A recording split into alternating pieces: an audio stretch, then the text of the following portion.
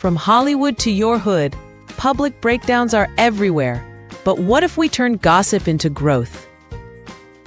On Allegedly, we react to the wildest viral stories, celebs spiraling, influencers breaking down, and infamous moments you can't unsee. But we don't just watch, we work. We break it down, do the self-work, and find the breakthrough hiding in their mistakes. New episodes drop every Monday on YouTube at My Coach Ministry, because your healing might just begin with someone else's headline. Allegedly, where the breakdown is the beginning of your breakthrough.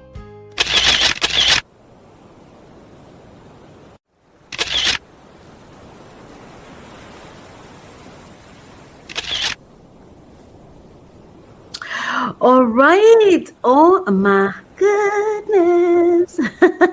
All right.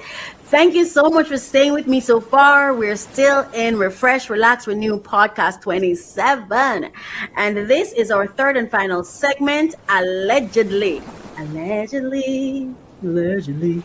Anyway, I'm not a singer, but I wish I was.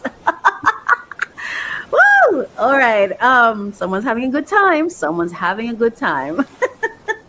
So now we're on to our third and final segment. And welcome back to Allegedly. This is episode 27. And of course, it's with me, Coach Raquel. And today's topic is not light at all by any means, but it is necessary. It's necessary. We're looking at the unfolding story of Sean Combs, not as gossip, but as a case study in what happens when state power, public narrative, and selective law enforcement merge into persecution, is how I'm seeing it. All right. So that's the topic that we're going to be talking about today. But before we get into the actual topic, there's something I got to share with you. And it is called our copyright disclaimer under Section 107 of the Copyright Act 1976. Allowance is made for fair use for purposes such as criticism, comment, news reporting, teaching, scholarship, and research. And so the ones that I'm going to be using it for criticism, comment, news reporting, teaching, and research. So fair use is a use permitted by copyright statute that might otherwise be infringing. All right. So, and also on my own part, before I proceed, I want to say this as my own personal disclaimer. Being here, gathering here with you is about empowerment of self, so that we can empower our families, so that we can empower our community and strengthen our community, so that we can advance and we can thrive. So as we talk about this story, as I said, this is not just about here to take joy in what's happening with a man, or even just to lament it. That's not why we're here either. We are here to explore the breakdowns so that we can be inspired to do our self-work. So if we go through this entire segment and you don't stop to think about your own actions, your own life, your own breakthroughs and breakdowns, then the purpose here is lost. Okay, this is not about focusing on Sean Combs. It's about focusing on self as we explore and look at his story that God allowed for us to have exposure to, because there are lessons here that the divine wants us to learn. So we want to learn it because we don't want to get back. We don't want to come back here. We don't want to repeat. Okay. So we want to learn the lesson, and we don't want to repeat it in our own lives. All right. So that's why we're here. So we're here to explore his story and thank him. We thank Sean. We thank the security forces. We thank the judicial systems.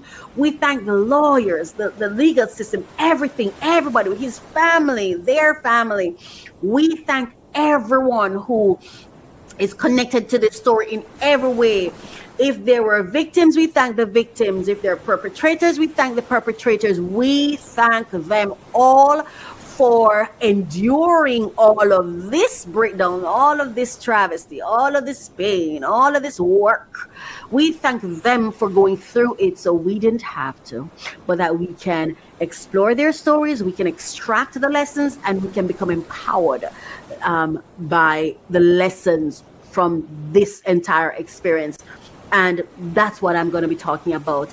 Weinstein Diddy's case is headed for reversal, and it's not for the reasons you think. It's much darker. Diddy's case started with Damian Williams as the lead prosecutor, a black man, but he was forced to resign so the government could bring in a white woman, Maureen Comey, the daughter of FBI Director James Comey, who's now indicted. Maureen Comey isn't some random prosecutor. She's the cleanup crew, brought in to do what the government wants, legal or illegal. Remember, she prosecuted Jeffrey Epstein and Ghislaine Maxwell, and we all know how that went. She's got the Epstein files, and she's got the Diddy files. She was brought in to frame Diddy for trafficking with zero evidence whatsoever, and Diddy's judge did everything Comey wanted. He let in so much evidence improperly, he went so far as to let people testify at sentencing who weren't even Diddy's victims. This case is an example of something that happens every day in the courtroom. Prosecutor and judge working together to convict a defendant before the facts even come to light. So if you want the Epstein or Diddy files, Maureen Comey has them.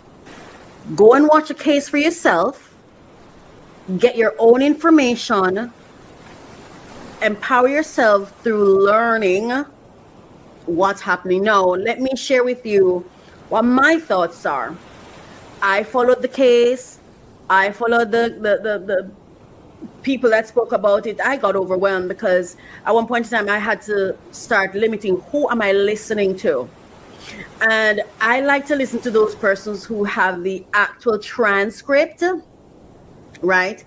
Because media today is just different, or maybe it isn't so different. Maybe it's just I now have more access to information, so I'm like, oh, hang on here.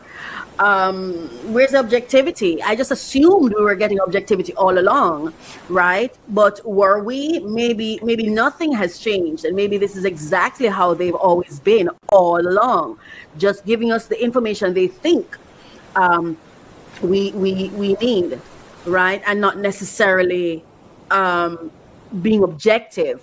You know what I mean? Because we didn't have a choice. We're not there. We're not on the scene. So we don't get to access all the information. So we just have to trust that what we're getting is correct information. So I like to listen to those who have the actual documentation. And then we have to trust now that they're reading the actual information from the actual thing, because I can have something in front of me, but I'm not reading it. Discernment and instinct, and yeah. Now, so this, I think he's a lawyer, as you can see his thing. And he was just he did a very good introduction. That's what I wanted to share with you. Like, let's just look back at everything. And because what are we looking for at the end of the day? Justice, right? And justice should look like justice for everybody, whether it's Epstein, Sean Combs, anyone. It should follow a certain pattern. It shouldn't deviate from the norm just because these people are popular or because the news stories are going viral. We want to make sure that everyone gets access to a fair justice system, right? Now, this for me, what happened to Sean Combs, to me, was persecution, right? I don't feel like it was just, and it's not just the courts for me that's at fault.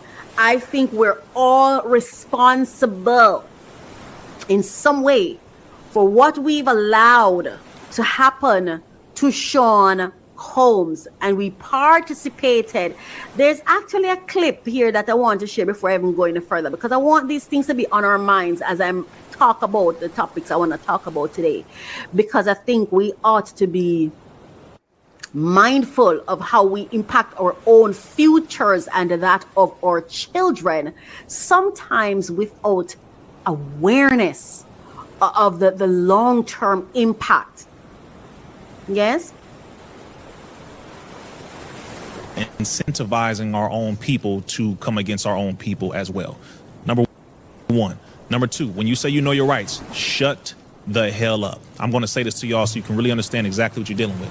You are not dealing with sane individuals.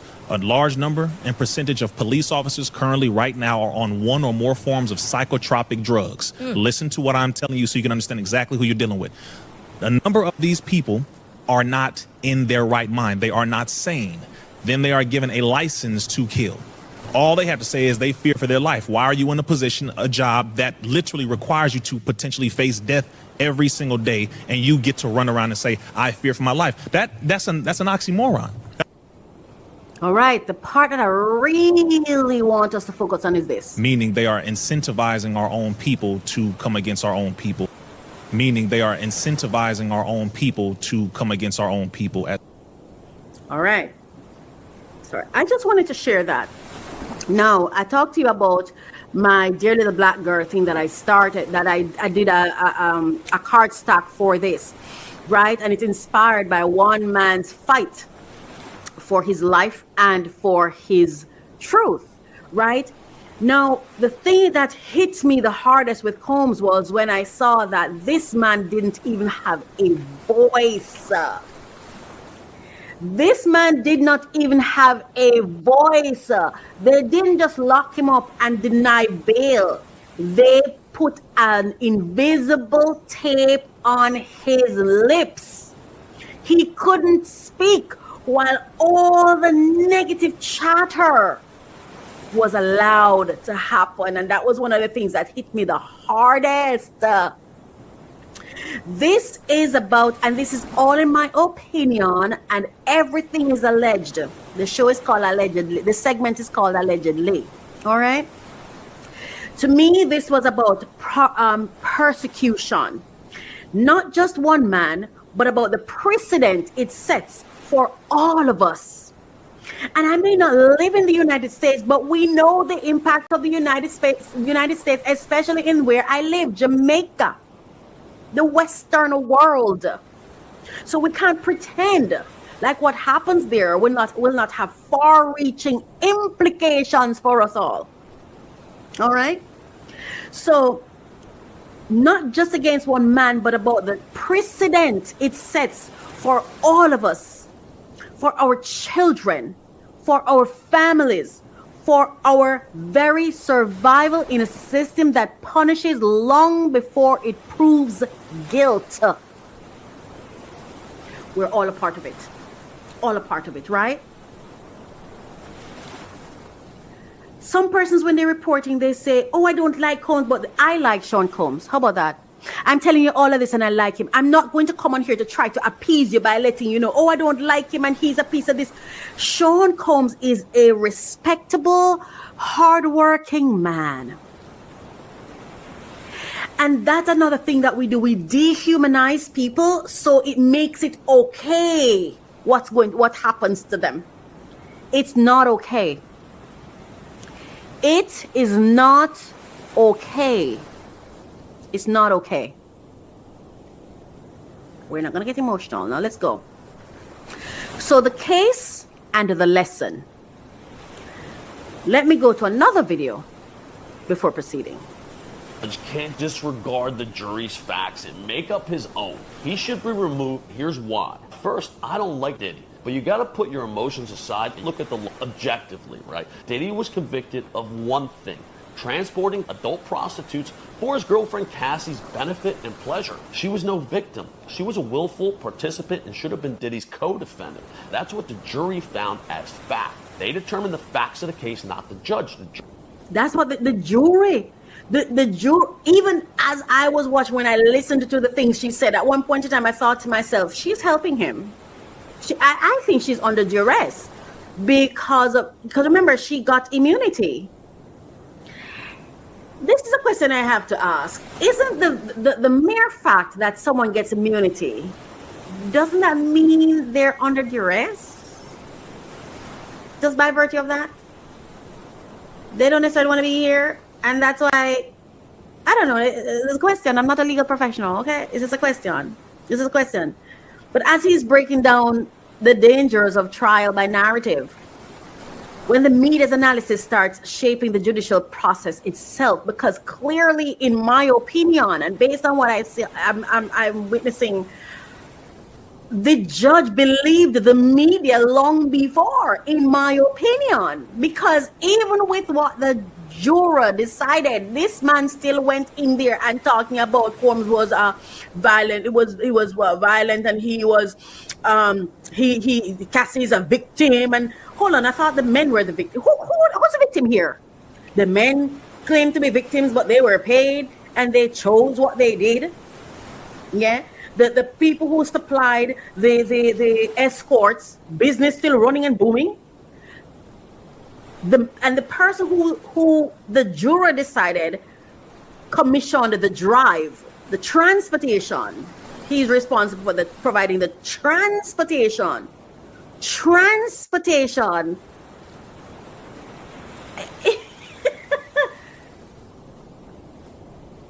This was not a domestic violence case.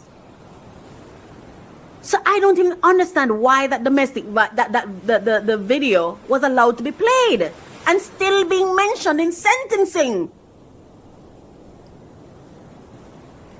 Jury found no assault, no victim, no trafficking, no abuse of women, and no violence. Yet somehow at sentencing, the judge talked about retrial all the at sentencing, harmed and abused. That's the judge's great. His one that the opinion judge had before the trial even started. Influenced by the media, and I mean all media, social media, everything, not based on the judge's biases. And before the case even started, I'm like, with what was happening in the media, I'm like, how could this man possibly get a fair trial? And even after the jurors stepped up to the challenge, the judge reverted back. Ay, ay, ay. While you don't have to like Diddy, there is nothing more improper a judge can do than not like him. I like him. That's facts of the case. Didn't know. I don't know Sean Combs from nowhere. And I don't know if I used to listen to his music because I'm mostly a country person. But after this happened was when I really went to, and even though I still haven't really gone to search for his music per se, but that was when I started like, let me look up about this man. And every time I looked up, this was a man of accountability, and rumors. Listen, you think you're going to get to become a billionaire and you don't have rumors? You're not accused of certain things?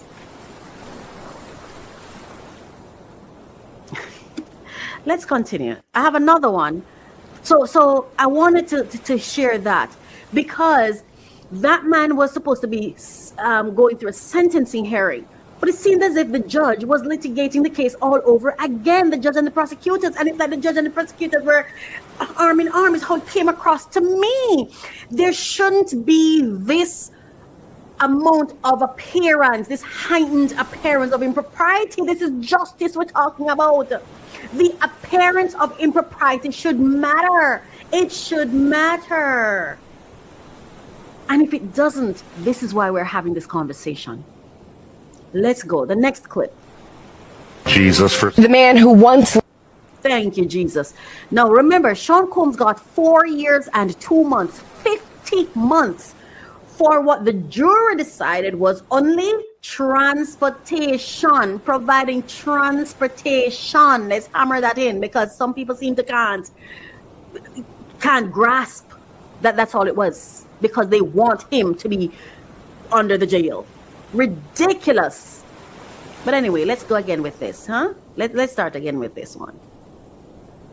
So this is another case with another man. So this is a pastor given 6 months after Sean Combs was given 50 months, right? Pastor given 6 months for child sexual, what do you call it? Sexual assault?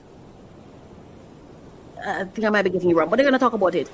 And then there's that recent case, a pastor convicted. He confessed reportedly, right? He confessed it. A pastor convicted of child sexual assault, receiving only 6 months. That contrast reveals the inconsistency of our so-called justice system. Public outrage drives sentencing more than law itself. And I'm going to play this, but I want us to focus on the fact that not just that this public outcry, the outrage is not just affecting regular people. Clearly, it is affecting the judges' capacity. The judges. We were worried. For me, I was worried about the juror. The juror couldn't have been fair with Sean Combs because of all the news and everything. But the juror, all along, the juror wasn't even the problem. The judges are also humans. They too are affected. At one point in time, I heard someone saying, it seems as if the judge himself is also taken to Cassie, calling her a victim. You're supposed to be fair. Anyway, let's listen to this one. Thank you, Jesus, for The man who once led one of the largest congregations in America. Today, walking into an Oklahoma courthouse, pleading guilty to sexually abusing an underage girl. This has taken my entire lifetime to get here. That girl was Cindy Clemishire, now 55. Inside the courtroom, delivering a message to her abuser through tears, as Gateway Church founder Robert Morris admitted to 5 felony counts of lewd or indecent acts with a child in the 80s. People need to know who he is, that he came. Admitting to 5 freaking felony counts. Did you hear that? 5 felony counts. 5. Okay. Into our home as a pedophile, disguised as a preacher. The abuse began on Christmas night in 1982, Cindy says, when she was 12 and Morris 21. It continued for years, a secret Cindy kept until It continued for years. 12 years old when it started. 80s. People need to know who he is, that he came into our home as a pedophile, disguised as a preacher. The abuse began on Christmas night in 1980. Where in the media do you hear people saying that this pastor should be under the jail or should just die? You know what's sad about all of this? It revealed who black people are to me. How self-hating we are. Where's the outrage for this? This man admitted 5 felony charges, 12 years old, and it went on for years. You can check out the story elsewhere. I just wanted to show you the contrast. That was the purpose of this. The contrast, not just in the judicial system, but in the public, the contrast. All right? While the case was, I remember with Combs things, I remember at one point in time, his children wanted to, it was his first time in behind bars, going through a birthday, right? And it was his first birthday behind bars, and his kids came together on a call with him to wish him happy birthday. And as usual, like everybody else on social media, they're sharing it. Yes? Okay. No positive messages about this man was allowed to circulate. That action was shut down by the judicial system. Reportedly by the judge. Yes, shut down and seen as jury tampering activity or activities that could lead to. While all the negative news and reports and all the trashing, a flood of negative narratives sanctioned and amplified. Sanctioned and amplified. Courtrooms treating him as guilty beyond what a jury confirmed. What we're witnessing is not justice. It's state-funded persecution, a coordinated siege where the state and media become judge, jury, and executioner. And that is it, in my opinion, what we're seeing right now. And I think if we miss it, we'll pay for having missed it. I have a video here. Judge Dawson explained how justice becomes subjective when prosecutors operate within what he calls the legal matrix, where winning matters more than truth. Let me go to that video. And there's something I want to say, right? What was it? Anyway. Court, it's Judge Dawson. The legal matrix has spoken. Diddy has been sentenced to 50 months in prison. 4 years and 2 months for his involvement and his conviction in transportation for purposes of prostitution. Look, I've been telling you since the beginning of this trial, the legal matrix is real. In fact, I've been telling you before the trial, I've been preaching this for years. You do not want to get caught in this legal matrix. Why? Because once you are trapped in this system, all it takes is for one judge, like myself, a male or a female, who has now total control over your destiny. So whether you believe Puffy did it or not, whether you believe he should be in jail or not, one fact that we cannot dispute is that this legal matrix is designed to control your life. And best believe 50 months in prison is control. So this judge decided on his own that that's what Diddy should serve. So ladies and gentlemen, On his own. Did you hear that? Decided on his own. stay out of trouble, stay out of this matrix, because once it has its grips on you, it will not let go. How does one, and this is the issue I have, and this is what like, I cannot have children in this system. Like, are we asking people now that whether or not you are created and designed to operate as a perfect being, that you should? Let's remember, Sean Combs is not charged for something he did in 2025, 2024. This was years later. Wasn't it more than a decade later? Yeah, this ended in, his relationship with Cassie reportedly ended in 2018. We're in 2025. 2018, about 7 years later or something, 7-8 years later. I don't know. I'm not a math student, okay? Do the calculation yourself. But this didn't just happen. So what happens with your children who may make a mistake when they're younger or in their early years of dating, and then they become a millionaire? What happens then? All right, because remember, you're not necessarily making the mistake while you're a millionaire, before you become one or a billionaire. It matters. We have to pay attention to these things. It matters. Now let's hear another. There's another person now who's going to talk about he's speaking about the fact that the goal isn't always justice, it's conviction rates. This is a system our children will inherit. You hear what he called it? The legal matrix. Why are we in a matrix? This is crazy. People for a living, and this is why I never trust the system if I were charged with a crime. I don't trust law enforcement officers. Yeah, they're pretty good people. But when it comes to these cases, my experience has been they want to win. And some of them want to win regardless of the facts of the case. Law enforcement officers are very competitive. And I truly believe this happened in the Diddy case. Diddy took on this federal system that, according to them, is 98 something percent. That even bragging about that for me is sickening. It's people's lives we're talking about. People's lives. This percentile thing, this percentage thing. Oh, we win almost all our cases. Who the fuck cares? Pardon my language. Like, how many lives have you improved through the justice system? That's the statistics I want to see.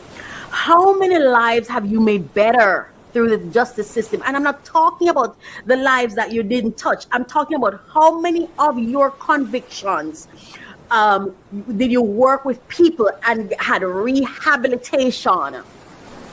How many of the people who you convicted have better life outcomes because you served? That's the statistic I want to see. That's the statistics that's the stats I want to see. Let's keep going. A lot of them are attorneys. A lot of them are scholar athletes. So they're inherently competitive and they want to win. They're under a lot of pressure, especially when they're put on a witness stand. And the same thing goes for the prosecutors. They don't want to be made to look like they've made mistakes. And very few of them will admit that they made a mistake. And none of them want to be the reason that the government's case goes down the tubes and then the defense wins the case. They will do pretty much whatever needs to be done to salvage their case and to win. Did you hear that?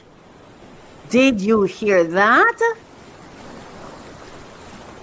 If I were a parent, I'd be really concerned. I'd be really, really concerned for my kids. For my kids. For my kids. Sean Combs is now marked. If he makes a genuine mistake in the future, even something ordinary. Let me get one of his pictures to show up. I don't know why I don't have him. Like, he deserves Sean Combs.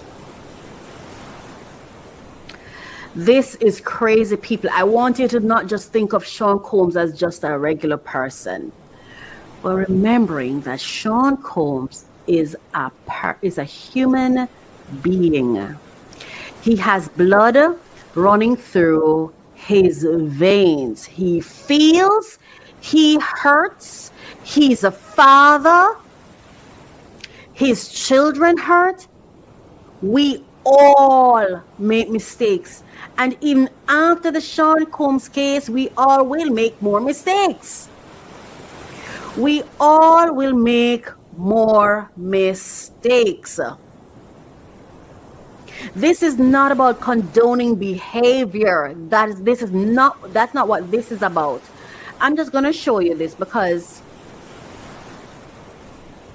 it's something, okay? It is something. It's overwhelming. Yes, overwhelming. Now, I want us to remember this man is a human being that we're talking about. He is a father. He has family. It's a human being we're talking about. And when you go and search for his name, all kinds of stuff, it's like he's the poster child for the justice system. We're talking about statistics. You see pictures with him and Cassie. They're happy. They're out living their lives. Little young girls looking up at Cassie thinking that's who I want to become. She was able to snag a billionaire. What are the lies? What kind of environment are you creating for young people just to later shackle them because of the same environment that was created for them to exist in? So Sean Combs is now marked.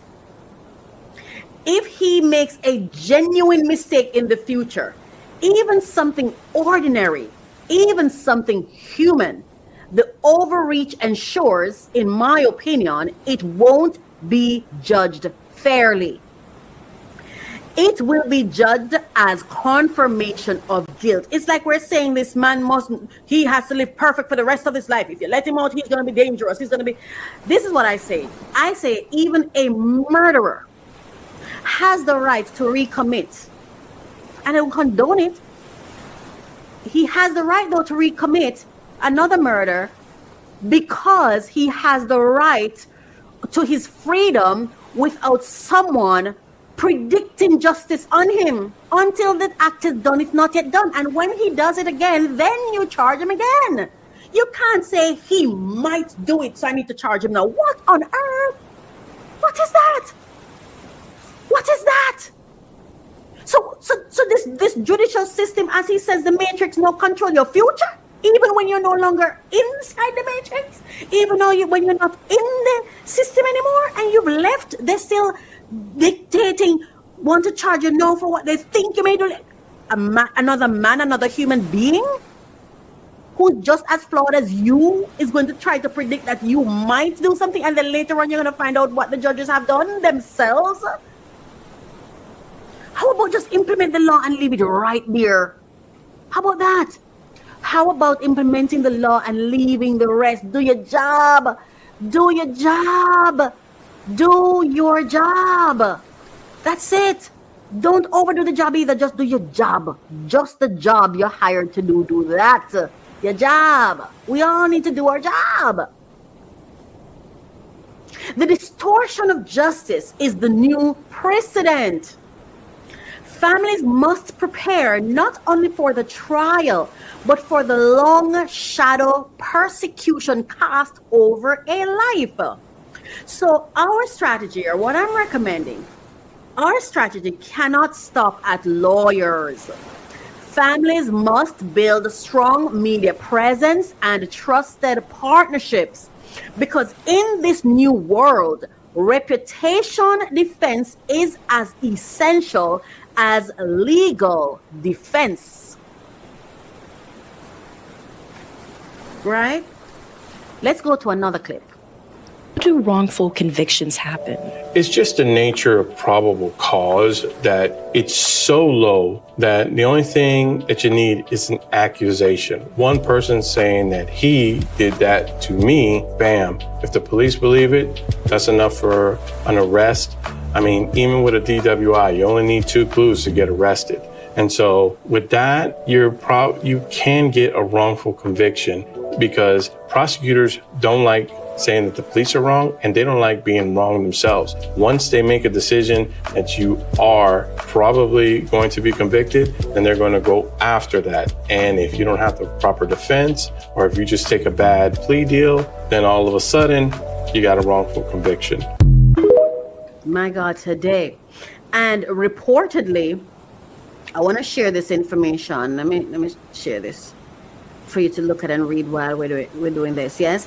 So reportedly, studies show over 5% of U.S. convictions are wrongful, and the majority involve prosecutorial misconduct or withheld evidence. In the Sean Combs case, I remember at one point in time somebody would claim to be claim Sean hung them over a balcony. They couldn't even remember where it happened.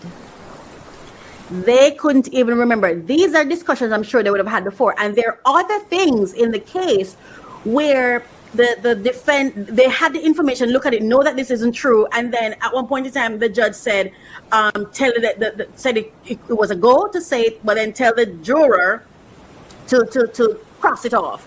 Like, you need to follow this case for yourself, for your family, to understand the things that went into it. This is not just a case of a man being charged because he hit Cassie, which is where the real outrage is. The outrage is that he pounced on her.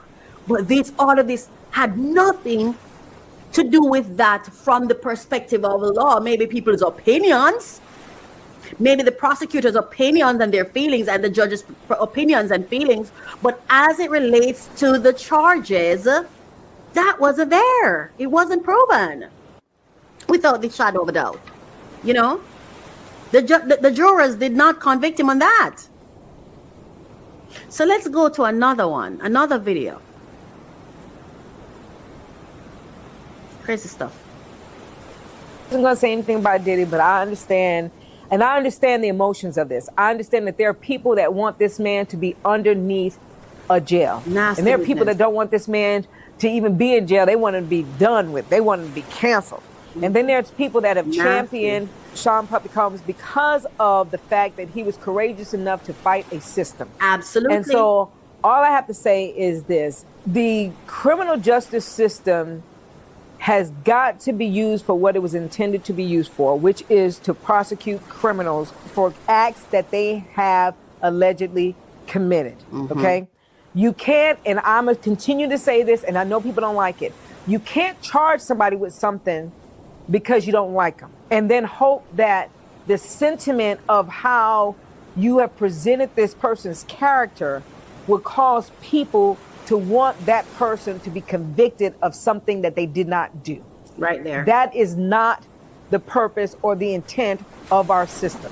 Now, I know that that's how the system is being used, but as people who want to know what we can do to champion people's rights, that's champion a person's right. Yes, I do not dispute that what he did on those videos that we saw in terms of domestic violence was deplorable. But that's not what he was charged with. Unacceptable. Wasn't convicted But again, that is not what he's charged with. Right there. I understand that there are rumors about the fact that he may have exploited children or minors. Rumors. That is not what he was charged with. And believe me, if the federal government thought that they had an ounce of any kind of evidence, even if it was bullshit evidence, they would have charged him with the offense of doing things that he should not have been doing with minors. They would have charged him with that, but they didn't.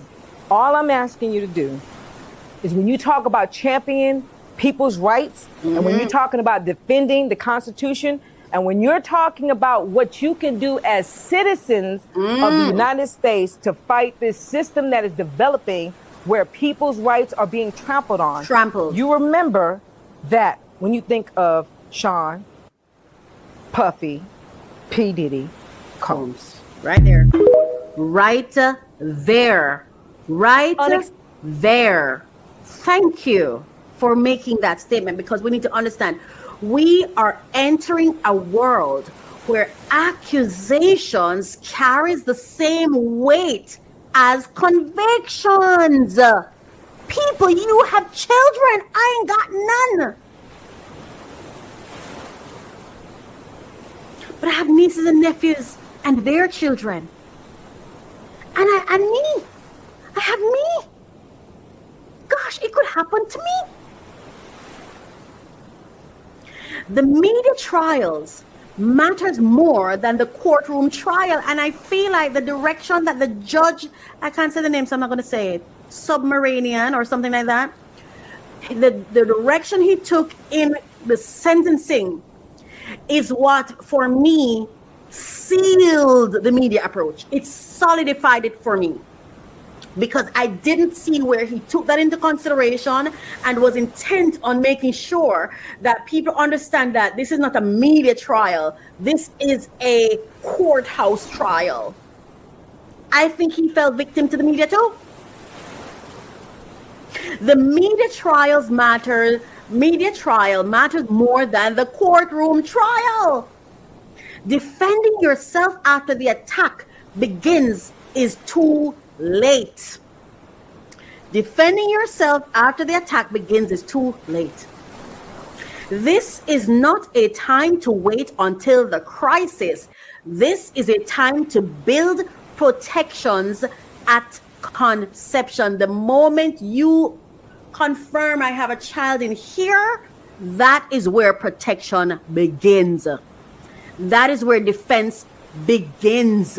That's where insurance begins, in my opinion. It has to be. So the action plan, preparing your family.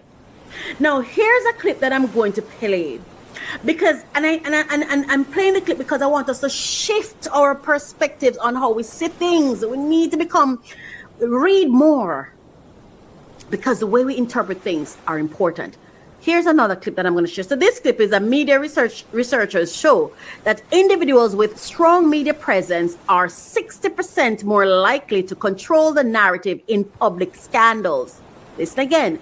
Media researchers show that individuals with strong media presence are 60% more likely to control the narrative in public scandals. Now listen to this. Person in the world owns X. The second richest person in the world is trying to buy TikTok. I see where you're going. The third richest person in the world owns Instagram, Facebook, and WhatsApp. The fourth richest person in the world owns the Washington Post. We live in a society where less than 10 people control 98% of the narratives and stories that we're actually consuming. 100%. Potential buyers of TikTok. Rupert Murdoch is part of the group also. Well, TikTok is already sold to some, according to the report, some Israeli persons. Listen to this, right? Because I think I get his perspective, but that's not how I see it. When I sit and I'm thinking, okay. So if these wealthy people are making these kinds of moves, I'm not mad at them. I'm not seeing them as the problem. I'm seeing me as a problem. How much media do I own? You're lamenting, oh, all of these rich people control the media. That's not the problem, sir. The problem is, where's your media? The problem is this, and this is what it is. We sit on the sidelines and criticize sometimes, not realizing that information is not there for your critique, it's there for your lesson. It's there for you to look at it and say, why would rich people want to own media? Why? These businessmen are successful. You know, when they used to say this, no matter how rich they are, that fame.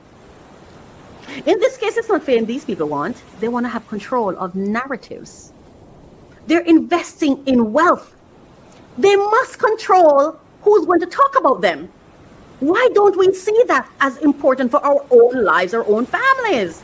It's not a critique. They're doing the right thing. They're not just, they are doing, I'm telling you, the way we critique things, send the wrong message to our kids, teach the wrong message in our community. It's not a problem that they're doing. Very good job, wealthy people, for having media. It's a good thing. No, go get yours. Go get your media. Get your media too. Don't criticize them for having theirs. Go get yours. It's telling you how important it is, because if these people are so wealthy and still need to manage conversations about that could impact them, what say you? What says you? All right. So the next one I'm going to do is because the next thing that I'm realizing that's on the rise, or maybe it always existed, I don't know, but reputation protection is now a reportedly $1 billion industry. Reputation protection is now a $1 billion industry, allegedly, providing that your name's defense is as real as your lawyers.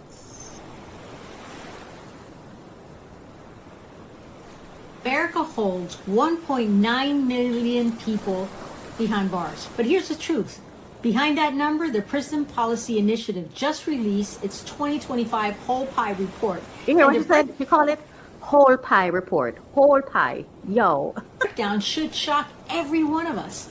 Right now, about 1.9 million people are incarcerated in the United States. That includes state prisons, local jails, federal prisons, immigration detention centers, and even juvenile facilities. More than 1.1 million are in state prisons, about 700,000 are in jails, tens of thousands more are in ICE and youth detention. But here's what the report makes clear.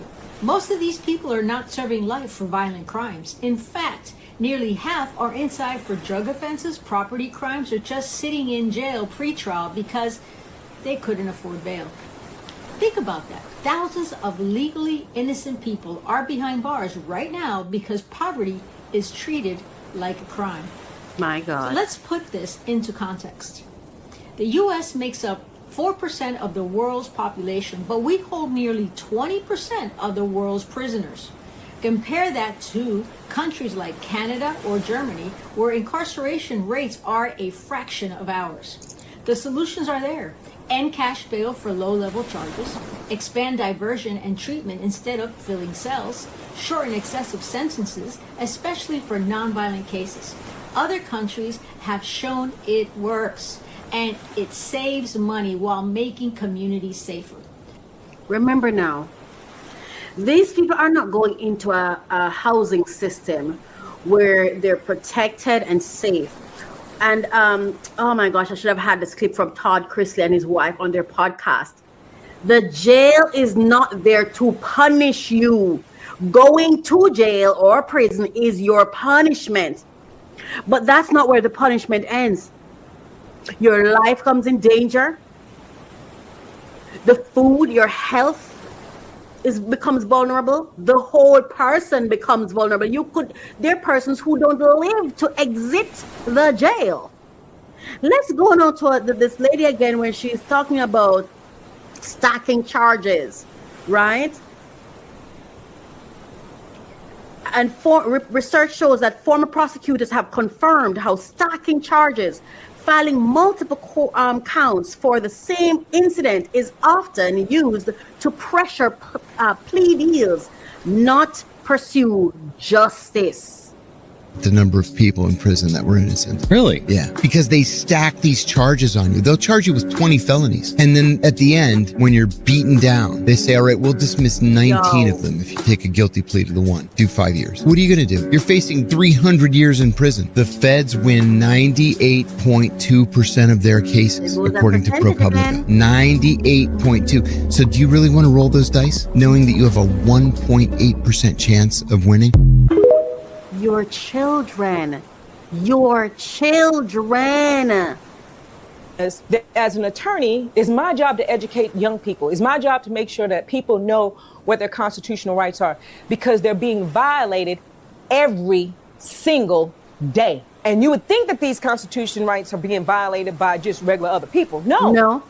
They're being violated by the very systematically by our government. And we have to do something about that. Okay. And so in doing something about that, here's my recommendation. First of all, or here are my recommendations.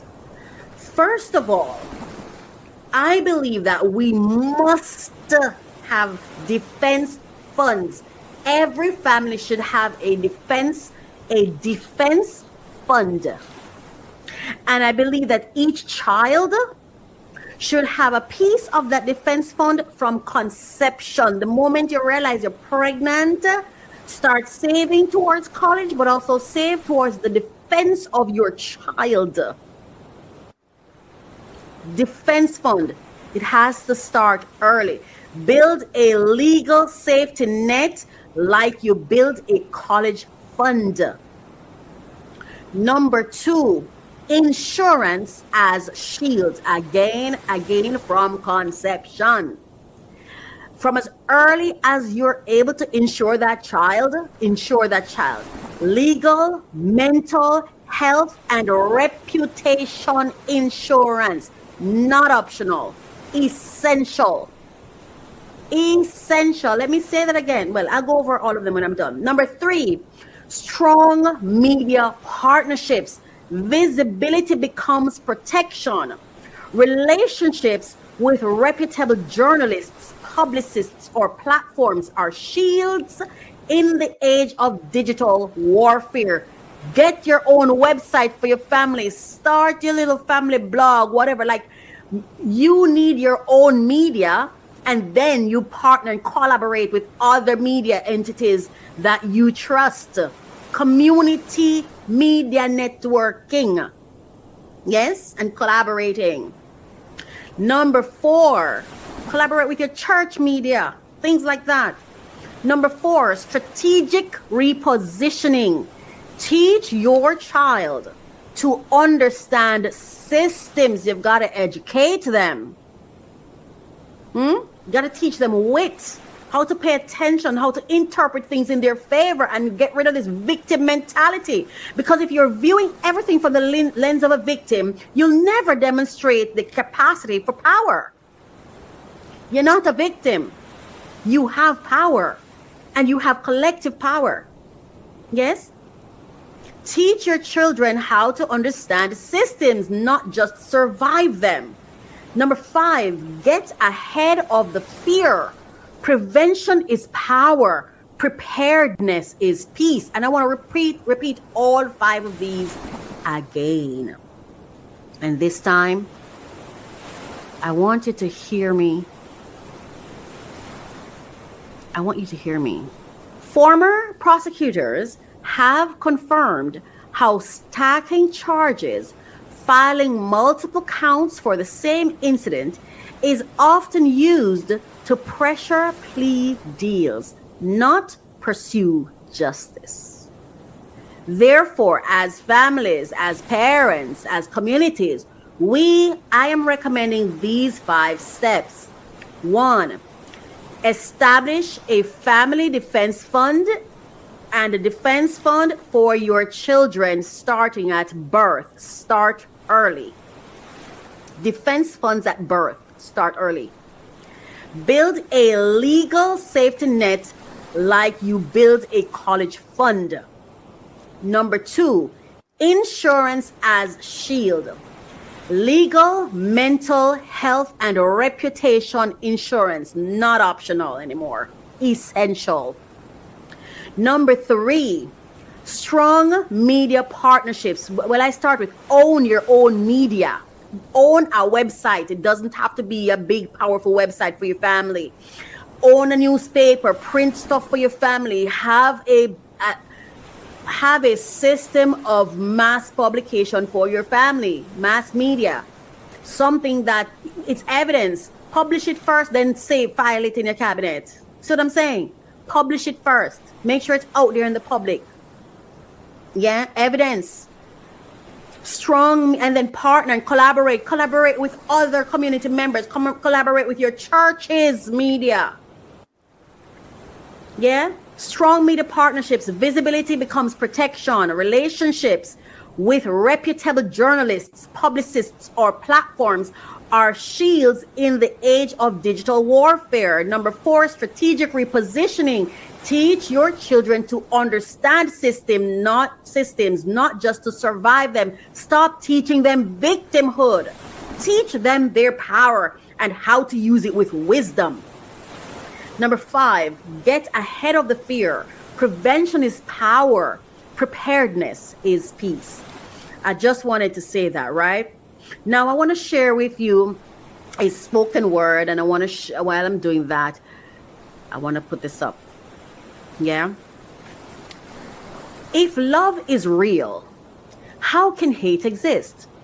How can hands that claim to serve justice build cages before cradles and silence a man's name before the jury even speaks?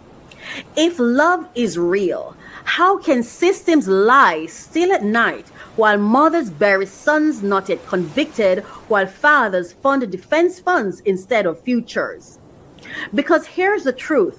In America, and I'm using America, but it's not just in America, the Western world and other parts of the world too, but in America, over 70% of Black defendants who face high-profile trials are painted guilty by the press before they step into court.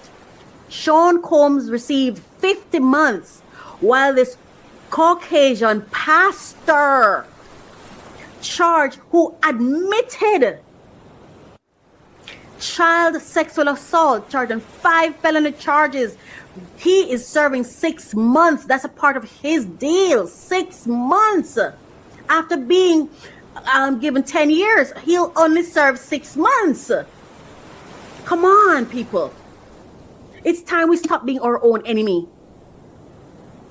They protect their own because they know they're going to need them later for something else. Be careful how you're discarding the very people who have access to the rooms you can't enter to defend yourself. Because nobody is perfect. And I'm not saying you should deny your morals. I'm saying be moral with wisdom, love and care, and fairness. Anyway, in America, over 70% of Black defendants who face high-profile trials are painted guilty by the press before they step into court. The gavel becomes a microphone, the microphone a weapon, and the headlines, they're bullets fired at reputations that will never rise again, or at least that's what they hope for. Look at Vybz Kartel. I don't even know him, you know, but he's thriving. Anyway, or he appears to be. Looks of it, I don't know. If love is real, why does hate have a budget? Why does prosecution have sponsors? Why are billions poured into prisons, into police militarization, while families are told to wait their turn for justice?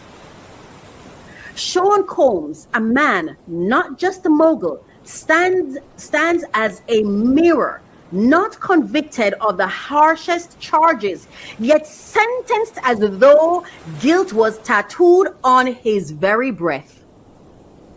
Media silence to the good. State-funded persecution amplified the bad. This is not a trial. This is a siege. And the danger is not finished. This overreach has carved his future in glass.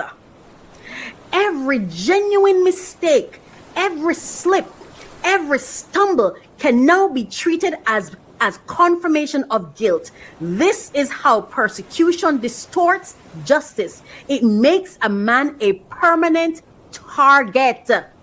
A permanent target.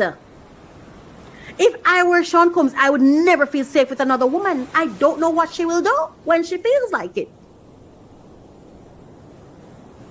And so the lesson, if love is real, our defense must be too. At conception, at birth, at first breath, a fund, a shield, a declaration that not my child, not without a fight.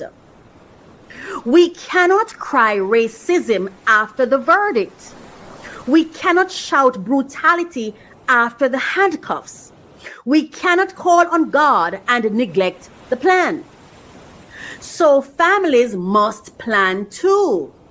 Not only defense funds and insurance, but strong media presence and partnerships to guard reputation, to ensure your children are not silenced before they speak. So I ask again, if love is real, how can hate exist? Maybe it exists because love forgot to prepare. But today, we do not forget, we remember. We reposition. We protect. We build before the storm. And when the persecution comes, our children will not stand alone.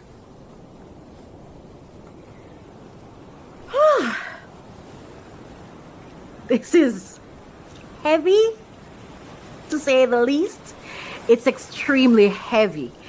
And I'm working so hard not to become emotional about it, because we can't be emotional. Yes, we just can't. We have to be strong. We have to be resilient. You know, we have to become strategic about this. Strategic in our move. We're not victims, we're victors. And these experiences will prepare us for the victory that's coming. I have a quote that I'm going to share on that. But before that, I just want to say this, that Mr. Combs' lawyers plan for an appeal, and here is the clip. So as this episode airs, Sean Combs' legal team has announced plans to appeal. Their statement reminds us that the process is not over, and neither is the precedent. You know what this is, right? Another monetary charge for him. This is more money that he's going to have to spend. More money. An appeal. It's more money. He's bleeding money. How many of us can afford this money? You pay for the trial. You pay for a jury trial. He paid for a jury trial. Yes? But then in his sentencing, the judge decided to overlook, in my opinion and my understanding of what happened, the judge decided, and the lawyer's going to say, to act like he's a third juror. This man paid for a, where is the, and that's why I have this right here that I'm sharing, and I'll read it, share it after the clip. Let's go to the clip. To appeal, we think we have strong bases to appeal. The strongest basis is that the jury reached a verdict on coercion. It found there was not coercion, and I think the judge said coercion today as a basis for a sentence at least a dozen times. We think that that is unconstitutional. We think that a jury verdict should mean more than our jury's verdict seems to mean, and so we are planning to appeal.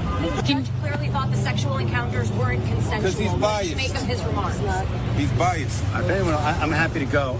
So we think that's just absolutely inconsistent with the jury's verdict. I mean, the jury's verdict was resoundingly clear. There was no sex trafficking. There was no racketeering. Everything was consensual. Everything was adult, which is why he was convicted only of the prostitution offense. What we feel happened today was that the judge acted as a 13th juror, one that we did not choose, and that he second-guessed the jury's verdict. Well, at least. All right, so this is something I'd like to share. And I think I mentioned it at the beginning, but I have a 100 stack cards that I've written, of course, with the help of research, called The Dear Little Black Girl. And I completed, after being bombarded with all my thoughts about the whole Sean Combs case and everything and how it was affecting me, I went ahead and I did the law edition, People versus Precedent, right? And I'm just going to show it, kind of just browse through it for you. And this is inspired, of course, by Sean Combs, inspired by one man's bold fight, because I believe it was bold and brave, to reclaim his life and his truth. And I remember when he finally had a chance to speak. And when I say that he couldn't speak, is that everything he would have said or will ever say is magnified and scrutinized, it's and held against him as if he nobody deserved that. But let's just go through this, because nobody deserved that. So this is the card stack that I did for the law edition, and yeah, but there's something I want to share. Can it be? Okay, so it reads, Dear Little Black Girl, and you're seeing it, right? Okay, just checking. Dear Little Black Girl, the law edition.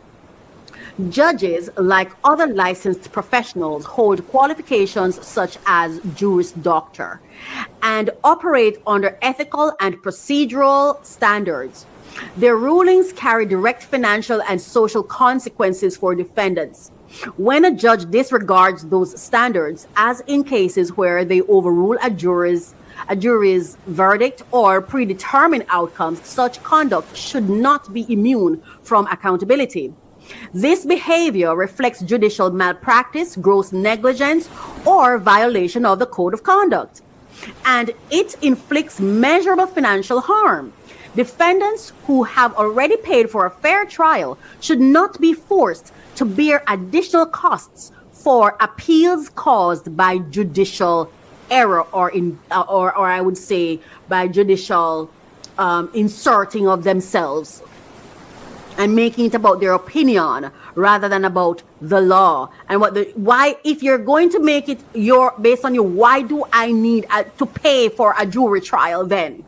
Why do I need to spend so much money on a jury trial if you already have made up your mind about my sentence? Yeah? So, today, Calm Collective, today's episode has reminded us that preparation is everything. Whether we're talking about defending our children from state-funded persecution, protecting our names through media partnerships, or simply aligning our missions, or simply aligning our missions with funders who can multiply our vision, the theme is the same. Don't wait until the battle comes. Prepare now. Prepare now. Unlock your potential every Thursday with our podcast, Refresh, Relax, Renew. Join Coach Raquel as she guides you through personal development journeys. Each episode focuses on actionable steps to enhance your personal journey. The podcast features 3 main segments to keep you engaged. We start with discussions on trending topics relevant to your growth. Then we unbox solutions to common challenges we face daily. Finally, stay updated with fresh funding opportunities each week. Tune in every Thursday for new episodes, and see you there.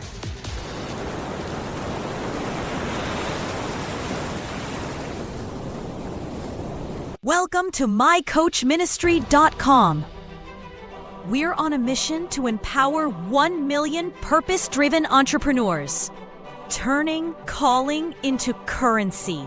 Through strategic coaching, we guide visionary leaders, brand elevation, and creative empowerment, helping leaders break barriers and own their identity. Build impactful, wealth-generating brands that echo across generations.